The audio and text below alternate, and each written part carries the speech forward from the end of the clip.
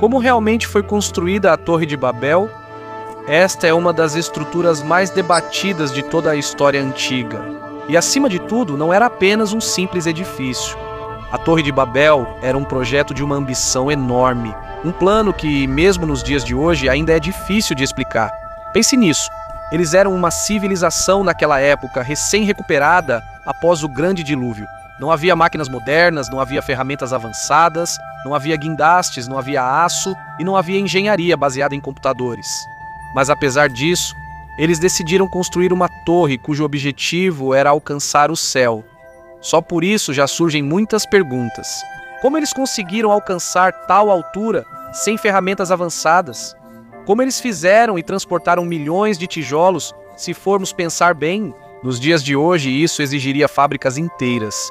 E que tipo de conhecimento eles usaram para manter uma estrutura tão resistente que, segundo as histórias antigas, dominava toda a planície de Sinar? Neste vídeo, vamos analisar o mistério que envolve a Torre de Babel. Vamos olhar para os estudos modernos, também vamos revisitar as fontes antigas e descobrir como as pessoas conseguiram tornar possível a construção de um projeto aparentemente impossível. E você também vai descobrir aqui o que aconteceu com o que eles fizeram. Mas antes de começarmos, não se esqueça de curtir este vídeo. Isso é muito importante para nós criadores de conteúdo. Muito obrigado e agora vamos começar. A história da Torre de Babel não é apenas sobre um projeto fracassado ou sobre a mistura das línguas. Essa é uma das histórias centrais na perspectiva do Antigo Testamento sobre o ser humano e o mundo. Após o dilúvio, os filhos de Noé receberam a chance de recomeçar. Havia uma ordem clara: multipliquem-se e encham toda a terra. Mas, em vez de se espalharem, a nova humanidade escolheu permanecer em um só lugar. Em vez de obedecer à ordem, eles decidiram se reunir. Queriam fazer um nome para si mesmos. E o símbolo dessa ambição era uma torre. Uma torre que alcançaria o céu no lugar que eles consideravam a morada dos deuses. E é aqui que entra a pergunta mais difícil. Como eles construíram isso? Como eles conseguiram erguer uma torre tão alta que o próprio Deus teve que intervir? Para entendermos melhor isso, vamos voltar ao que está escrito em Gênesis 11, 1-2. De acordo com esse versículo, naquela época todo mundo falava uma só língua e usava as mesmas palavras. Enquanto viajavam desde o leste, eles chegaram a uma vasta planície na terra de Sinar. E ali eles se estabeleceram. Sinar, de acordo com quase todos os estudiosos, refere-se à antiga região da Babilônia, no sul da Mesopotâmia. Esta é a terra entre os rios Tigre e Eufrates, uma vasta e fértil planície que se tornou o centro de algumas das civilizações mais antigas do mundo. Com base em evidências linguísticas, descobertas arqueológicas e textos antigos, os especialistas concordam que Sinar é a região de origem de cidades como Babel, Babilônia, Ereque, Uruque, Acade e Calné. Todas essas cidades estão em um só lugar, a própria região que a Bíblia descreve como o primeiro grande centro urbano do mundo após o dilúvio. E foi aqui que começou uma das ambições mais perigosas da humanidade. O termo Terra de Sinar já era usado há muito tempo na antiguidade. Não é apenas o nome de um lugar. Nos registros antigos, Sinar se refere ao próprio centro do Império Babilônico e, em algumas ocasiões, abrangia toda a região da Suméria. Este é o lugar onde nasceram o ocultismo e a astrologia, crenças que aos poucos se afastaram da verdadeira adoração. Por causa disso, Babilônia é considerada a raiz de muitas religiões apóstatas que se espalharam por várias partes do mundo. Se colocarmos isso na geografia moderna, a terra de Sinar corresponde à parte do sul do Iraque atualmente. Isso se refere particularmente às áreas próximas às ruínas, não muito longe da cidade de Hila, mas há outro detalhe importante sobre Sinar que não podemos ignorar. Esta é a terra onde começou o reino de Nimrod, o primeiro líder poderoso de todo o mundo. Em Gênesis 10, versículos 8-10, lemos o seguinte: E Cuxi gerou Nimrod, que se tornou o primeiro poderoso na terra. Ele era um poderoso caçador diante do Senhor. Por isso se diz, como Nimrod, um poderoso caçador diante do Senhor. E o início do seu reino foi Babel, Ereque, Acade e Calné, na terra de Sinar. Quando analisamos este versículo, fica claro que Nimrod foi quem fundou a cidade de Babel, o mesmo lugar onde foi construída a Torre de Babel. Esta se tornou a capital do seu reino. Isso significa que seu governo controlava tudo, desde o planejamento, obtenção de recursos, até a construção propriamente dita da torre. E aqui o motivo por trás desse projeto fica ainda mais claro. De acordo com o historiador judeu Flávio Josefo, Nimrod foi o primeiro homem a se tornar um tirano completo, um líder que queria ter controle absoluto sobre seus semelhantes. De acordo com Josefo, Nimrod rebelou-se abertamente contra Deus. Ele ensinou as pessoas a não dependerem do seu Criador, mas a confiarem apenas em sua própria força. Segundo Josefo, havia dois motivos principais pelos quais Nimrod construiu a Torre de Babel. Uma das razões, primeiro, para desafiar abertamente a Deus. Nimrod queria provar que a humanidade nunca mais seria destruída, mesmo que houvesse outro julgamento como o dilúvio. Na cabeça dele, se uma catástrofe como essa acontecesse de novo, a torre seria tão alta que as águas não conseguiriam alcançá-la. Em segundo lugar, para manter a humanidade unida sob seu controle. Nimrod tinha medo de que, se as pessoas obedecessem à ordem de Deus de se espalharem e encherem toda a terra, ele perderia seu poder sobre elas. Então, em vez de incentivar a obediência, ele promoveu a unidade, mas uma unidade baseada na rebelião. E sob essa liderança, a Torre de Babel não foi apenas um edifício. Ela se tornou um símbolo da rebelião humana contra Deus. E aqui, a história corresponde exatamente ao que está escrito em Gênesis, capítulo 11, versículos 3 e 4. Neste versículo, disse que as pessoas conversaram entre si e disseram umas às outras: venham, vamos fazer tijolos e queimá-los bem. Usaram tijolos em vez de pedra e betume como argamassa. E ainda disseram: venham, vamos construir uma cidade e uma torre cujo topo alcance o céu. Vamos fazer um nome para nós mesmos, para que não sejamos espalhados por toda a terra. Irmãos, quando analisamos essa parte, fica claro o coração das pessoas na planície de Sinar. A intenção deles não era apenas construir. O verdadeiro objetivo deles era se exaltar, alcançar o céu com a própria força. Eles queriam alcançar o céu não por obedecer a Deus, mas por causa de sua própria capacidade. E na mesma história, também é mostrado como a torre foi realmente construída. Primeiro, foi mencionado que eles usaram tijolos em vez de pedras. À primeira vista, isso parece apenas um detalhe simples. Mas, na verdade, é aqui que começa a surgir uma verdade importante sobre a geografia e a tecnologia da antiga Sinar. A planície da Mesopotâmia, onde surgiram cidades como Babel, Ereque e Acade, praticamente não tinha pedras naturais. Não é como Canaã, o Egito ou as regiões montanhosas do norte. Na Baixa Mesopotâmia, quase não havia pedreiras ou grandes formações rochosas que pudessem ser usadas para grandes construções.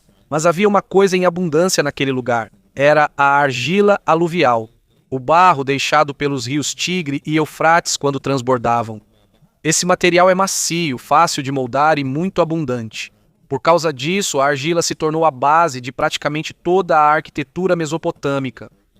Por isso, o povo de Sinar não apenas confiou nos tijolos. Em vez disso, eles desenvolveram um processo altamente avançado para embelezá-los e fortalecê-los.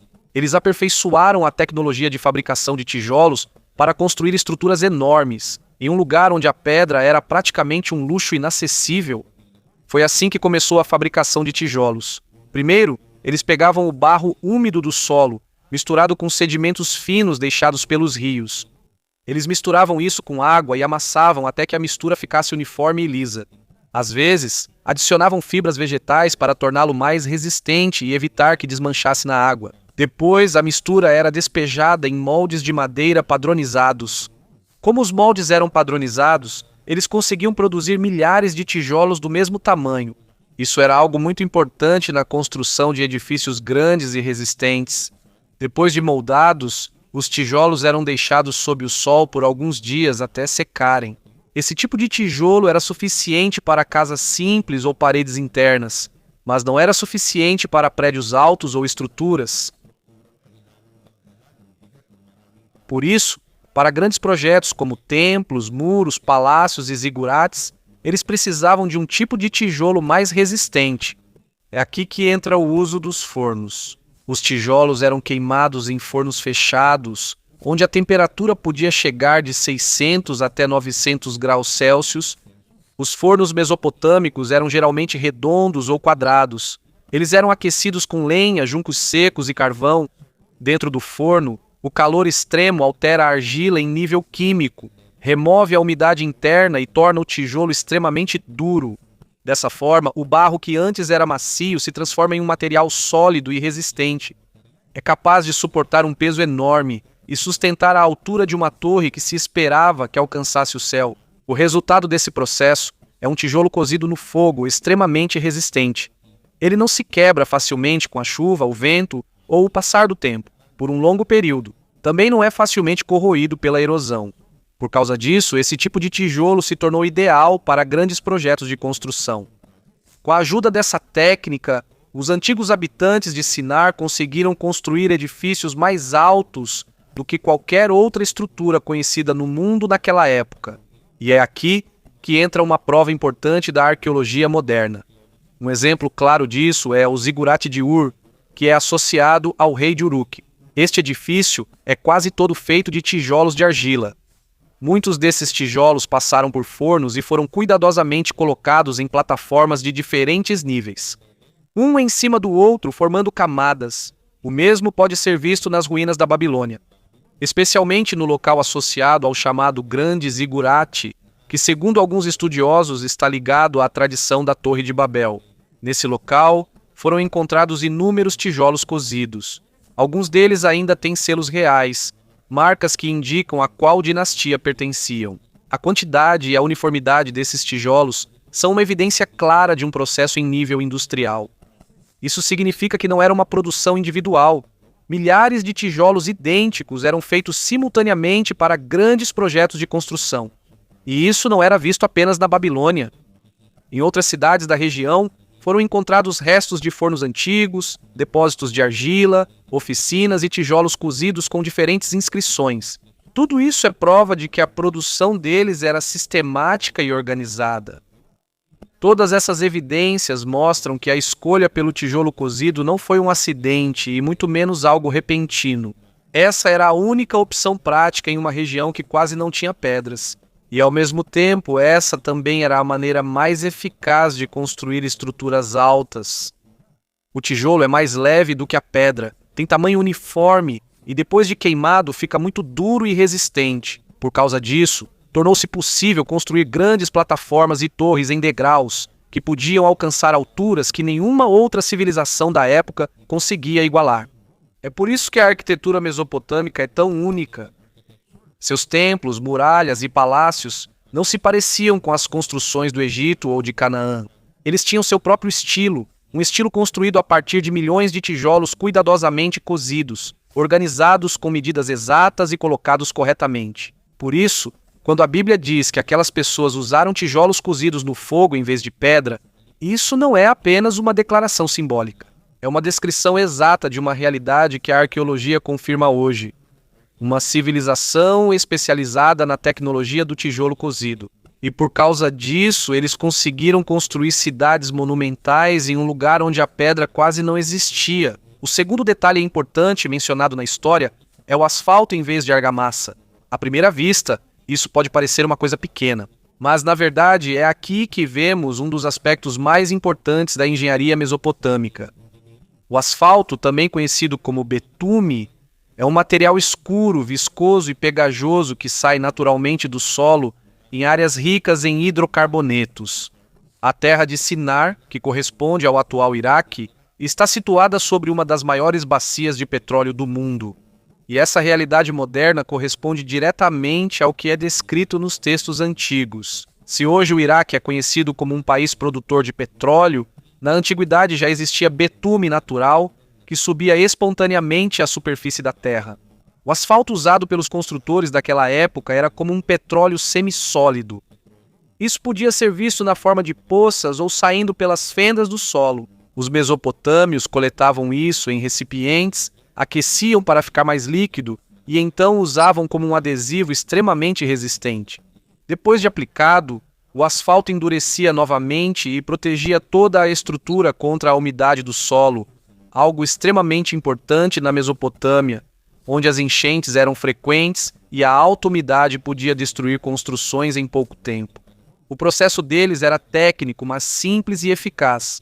Depois de coletar o asfalto, eles o aqueciam em fogo aberto até que ficasse mais líquido. Quando atingia consistência para espalhar, era usado entre os tijolos como adesivo. E quando esfriava novamente, voltava a ficar duro e pegajoso, proporcionando uma ligação muito forte entre os tijolos. Esse processo é perfeito para edifícios altos e de vários andares. O betume não é apenas um adesivo, ele proporciona coesão estrutural e, ao mesmo tempo, protege os tijolos contra a água direta. Também é usado para impermeabilizar as fundações, selar as juntas, revestir a parte externa do edifício e reforçar as paredes expostas à chuva e ao vento. A arqueologia confirma esse uso em muitas cidades da Mesopotâmia, como Kish, Lagash, Larsa, Sipar e Babilônia, onde foram encontrados paredes, canais e plataformas feitos de tijolos unidos por uma camada visível de betume endurecido. Em Babilônia, especialmente, pode-se ver que o betume não era apenas um material adicional. Ele era um dos elementos centrais da engenharia deles. A presença dele nas ruínas arquitetônicas é uma prova clara de que os construtores mesopotâmicos sabiam como controlar, processar e usar esse material, não apenas em pequenas quantidades, mas em grandes volumes e com aplicação precisa. Se usarmos uma comparação moderna, o antigo betume funcionava de forma semelhante ao cimento impermeável de alta adição que temos hoje em dia. Isso não apenas unia os tijolos, mas também selava toda a estrutura. A origem do asfalto, que vem diretamente do petróleo, mostra que este é um dos primeiros usos registrados de materiais à base de petróleo em toda a história da construção humana. E como esse material era abundante na região de Sinar, tornou-se um ingrediente essencial na construção de cidades monumentais, especialmente em um lugar onde quase não havia recursos: pedra, argamassa tradicional ou outros materiais de construção comuns. Por isso, quando o texto menciona que foi usado asfalto em vez de argamassa, isso não é um detalhe pequeno. É uma descrição exata do método de construção mesopotâmico, do próprio sistema que possibilitou a construção da Torre de Babel. Conseguimos imaginar facilmente a cena. As pessoas em Sinar colocavam asfalto natural aquecido entre os tijolos cozidos no fogo. Eles usavam isso como impermeabilizante, uma cola que, quando endurecia, dava durabilidade, aderência e força às grandes paredes. Esse sistema fazia parte do processo regular de fabricação de tijolos. O barro misturado com fibras vegetais era moldado, seco ao sol, e depois queimado em fornos até atingir um tamanho uniforme e dureza suficiente para suportar o peso da construção da torre. Por causa disso, os especialistas chegam a uma conclusão unânime. A Torre de Babel provavelmente era um zigurate, uma estrutura em degraus composta por plataformas sobrepostas. Seu interior era sólido e havia rampas ou escadas externas usadas para subir até o santuário no topo. Há um exemplo claro e moderno que nos ajuda a entender como era a aparência dessa torre. Este é o zigurate de Ur, localizado no sul do Iraque, e é considerado uma das estruturas mais bem preservadas do mundo antigo. Embora hoje só reste a parte inferior dela, ainda é possível ver claramente o design em degraus. As paredes feitas de tijolos cozidos ao fogo, o arranjo das rampas na frente e o uso do mesmo tipo de materiais descritos no relato bíblico. Este zigurate, dedicado ao deus da lua Sim, nos dá uma referência visual clara de como poderia ter sido a aparência da Torre de Babel. Uma enorme base retangular, terraços ascendentes que vão diminuindo de tamanho à medida que sobem, e no topo, um santuário ou plataforma no ponto mais alto. De acordo com estudos arqueológicos, a construção desse tipo de estrutura exigia milhares de trabalhadores. Eram necessários fornos especializados que operavam continuamente para a fabricação dos tijolos. Eram necessários recipientes com asfalto aquecido para colar e selar cada parte. E também eram necessárias rampas temporárias nas laterais do edifício para que os materiais pudessem ser transportados, enquanto a construção continuava a subir. Flávio Joséfo também mencionou que a Torre de Babel atingiu uma altura extraordinária. E essa afirmação é compatível com informações de antigas tabuletas babilônicas, como a Exagila, que descrevem zigurates que poderiam chegar a quase 90 metros de altura. Essa medida se encaixa perfeitamente no modelo monumental. Etemenanque, que muitos estudiosos consideram como possível referência histórica da torre mencionada nas Escrituras. Então, quando olhamos agora para o zigurate de Ur, seu design em degraus, o núcleo sólido feito de tijolos unidos por materiais betuminosos, as paredes externas cozidas ao fogo e o sistema de rampas, conseguimos obter uma imagem clara e concreta de como poderia ser a aparência da estrutura construída pelos babilônios, essas pessoas antigas das planícies de Sinar. Vamos imaginar agora o quadro completo. Um edifício enorme construído com milhões de tijolos cozidos no fogo, reforçado com asfalto e seguindo a tradição arquitetônica mesopotâmica. Um estilo realmente projetado para construir um templo alto que fosse ao mesmo tempo impressionante aos olhos e assustador pelo tamanho e habilidade técnica. Essa imagem fica ainda mais clara quando incluímos as antigas tradições judaicas. De acordo com alguns midrashim, a construção da torre levou muitos anos. Foi um processo contínuo e sem descanso. Os trabalhadores revezavam-se dia e noite para garantir que a construção nunca parasse. De acordo com esses relatos, havia caravanas inteiras que incansavelmente transportavam tijolos cozidos no fogo, vigas, ferramentas e recipientes com asfalto aquecido. Enquanto isso acontecia, longas fileiras de trabalhadores, subindo e descendo pelas rampas laterais, carregando materiais para as partes mais altas da construção. A torre subia lentamente, camada a camada, nível a nível. A tradição também diz que esse projeto era tão grande que, se um trabalhador escorregasse ou caísse de uma altura, quase ninguém prestava atenção. Mas se um tijolo caísse e se quebrasse no chão, isso sim era motivo de grande tristeza para todos. Por quê? Porque fabricar, queimar e levar até lá em cima até mesmo um único tijolo exigia um esforço enorme. Quando ele se quebrava, era considerado uma grande perda para todo o projeto. Embora essas histórias façam parte da tradição, elas nos ajudam a imaginar o verdadeiro tamanho da operação. Milhares de pessoas trabalhavam ao mesmo tempo. Alguns moldavam o barro, outros cuidavam dos fornos, alguns aqueciam o asfalto, outros carregavam cargas pesadas, e havia aqueles que erguiam plataformas que chegavam ainda mais alto em direção ao céu. Se compararmos essa imagem com dados históricos sobre os grandes zigurates mesopotâmicos, como os zigurates da Babilônia, tudo se torna ainda mais plausível. De acordo com inscrições babilônicas, a reconstrução dos zigurates na Babilônia levou aproximadamente 88 anos. Sendo assim, não é difícil imaginar que uma estrutura como a Torre de Babel, construída em um período ainda mais antigo, também tenha exigido várias décadas de trabalho contínuo, antes que ela finalmente se erguesse sobre a planície de Sinar. E aqui é importante lembrar de uma coisa: aquelas pessoas falavam uma só língua. Eles eram um povo totalmente unido, e o objetivo deles era claro: alcançar o céu por meio de sua própria construção. Em Gênesis capítulo 11, versículos 5 e 6, está escrito assim: E o Senhor desceu para ver a cidade e a torre que os filhos dos homens estavam construindo. E o Senhor disse: Eis que o povo é um só, e todos têm uma só língua.